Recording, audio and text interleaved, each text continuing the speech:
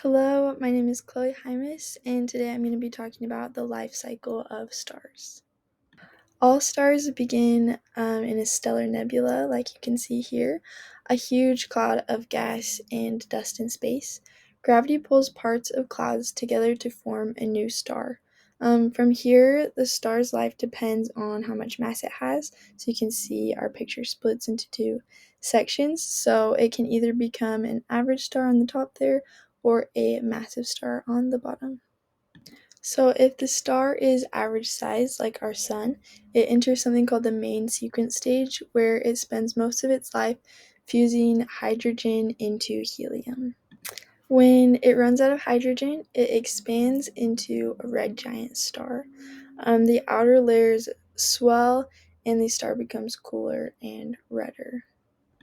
Eventually, the outer layers drift into space, creating a beautiful glowing cloud called the planetary nebula.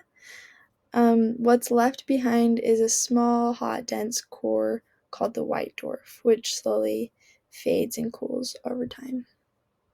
On the other half of our picture, the bottom half, you can see the massive star.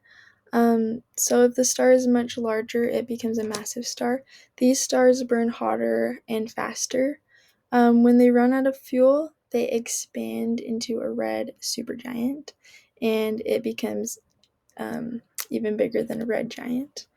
The next comes a huge explosion called a supernova, blasting the outer layers into space.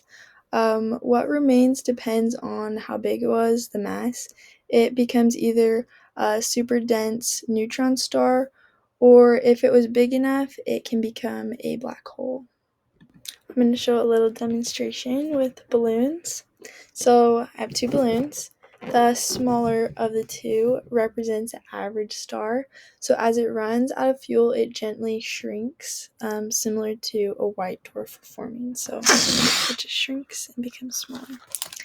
And the big balloon represents a massive star. When it dies, it explodes like a supernova. So explodes just like that. So, from stellar nurseries to white dwarfs and black holes, stars live amazing, cool lives.